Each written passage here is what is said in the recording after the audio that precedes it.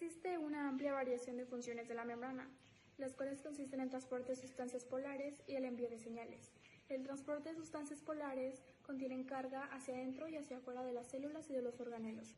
Y en envío de señales inician cambios en aspectos metabólicos y de actividad celular. Los mecanismos de transporte de membrana son vitales para los seres vivos. Los iones y las moléculas se mueven a través de las membranas plasmáticas y de los organelos. Este flujo debe estar regulado con mucho cuidado para satisfacer las necesidades metabólicas de cada célula. Además, las membranas plasmáticas controlan las concentraciones iónicas intracelulares debido a las bicapas. Los mecanismos de transporte biológico se clasifican según sus necesidades energéticas. En esta imagen podemos notar los principales tipos de transporte biológico. En el transporte pasivo, la difusión simple y facilitada, las sustancias se desplazan a través de la membrana a favor de su gradiente de concentración. Difusión simple, como su nombre lo indica, es la simple difusión a través de la membrana plasmática. Por este pasan moléculas pequeñas y apolares, como el oxígeno, dióxido de carbono, alcohol, las vitaminas que son tipo soluble. Difusión facilitada es por la que la molécula es grande y polar. A veces también pasa con moléculas pequeñas como el catión sodio y el anión cloro, pero sobre todo con moléculas grandes y polares, por ejemplo, cuando la célula necesita captar glucosa. Esto porque la glucosa es rica en oxígenos, pero no se lleva bien con los lípidos, que no tienen oxígeno y no son electronegativos. Transporte activo, que va en contra de gradiente. Esto quiere decir que menos concentración a donde hay más. ¿Y cómo ocurre esto? Gastando ATP. Y pues, para que ocurra esto, para que vaya en contra, necesita la bomba de sodio y potasio. Y esta es la encargada de mantener, por ejemplo, el potencial de reposo de toda célula.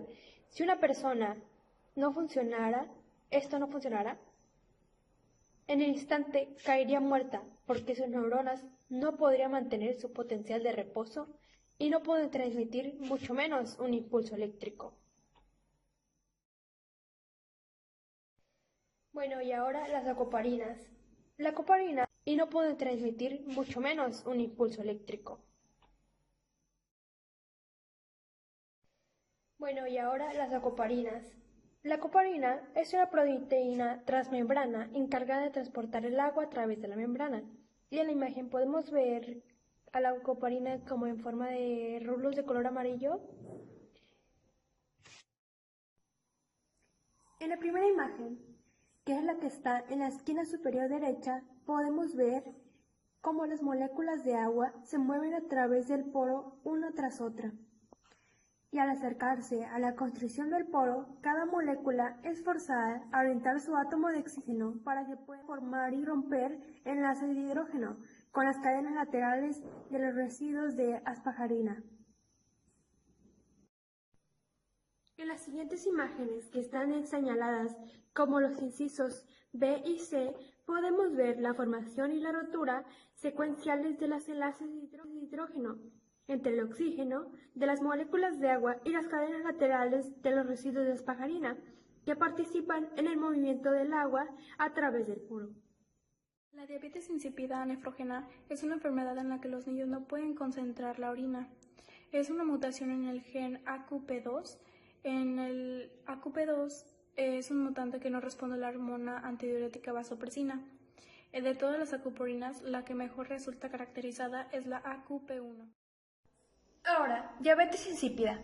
Primero, la hormona antidiurética argina vasopresina, abreviada como ABP, es liberada de la hipófisis y regula la reabsorción de agua en las células principales del túbulo colector renal. La unión del ABP al receptor tipo 2 del ABP en la membrana vasolateral induce la translocación de los canales acuosos de la coparina 2 hacia la membrana apical de las células principales de los túbulos colectores, induciendo la permeabilidad al agua de la membrana. Bueno, Lo anterior da como resultado la recepción de agua en el túbulo colector de la nefrona bajo la influencia de un gradiente osmótico. La diabetes insípida nefrogénica es causada por la resistencia parcial o total a la argina vasopresina. La diabetes insípida nefrogénica congénita es una alteración asociada con la mutación en los genes receptor 2 de vasopresina o en su abreviación ABPR2, ocasionando la incapacidad del paciente para concentrar la orina. La diabetes insípida nefrogénica adquirida o secundaria puede ser causada por desbalances electrolíticos, como la hipercalcemia o la hipercalemia, enfermedades renales o extrarrenales y fármacos, como la toxicidad por litio. El deterioro de mecanismos de transporte de membrana pueden ser muy graves.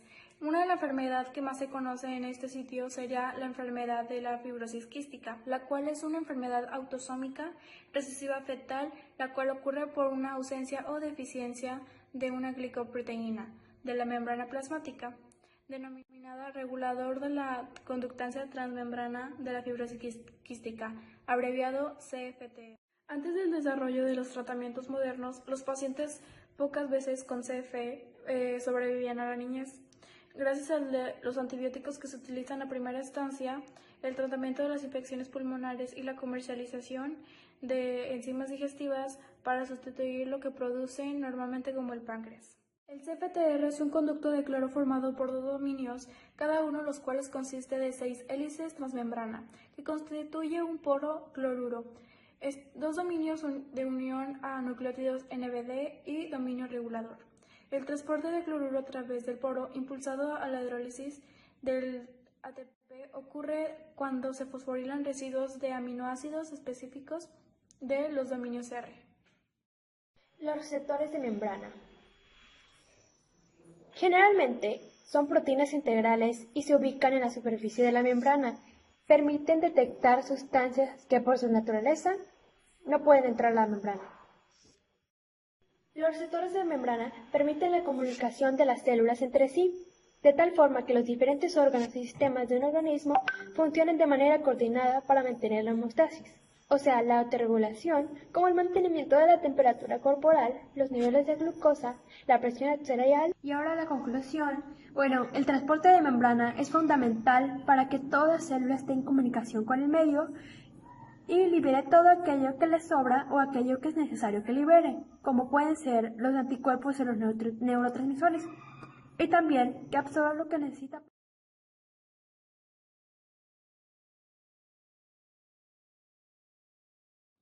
Bueno, muchas gracias por ver este video, espero que les haya gustado. Me despido en nombre de mi compañera Dulce Salia Marcial Hernández y yo, Valtierra Santoy y Lucilena. Gracias.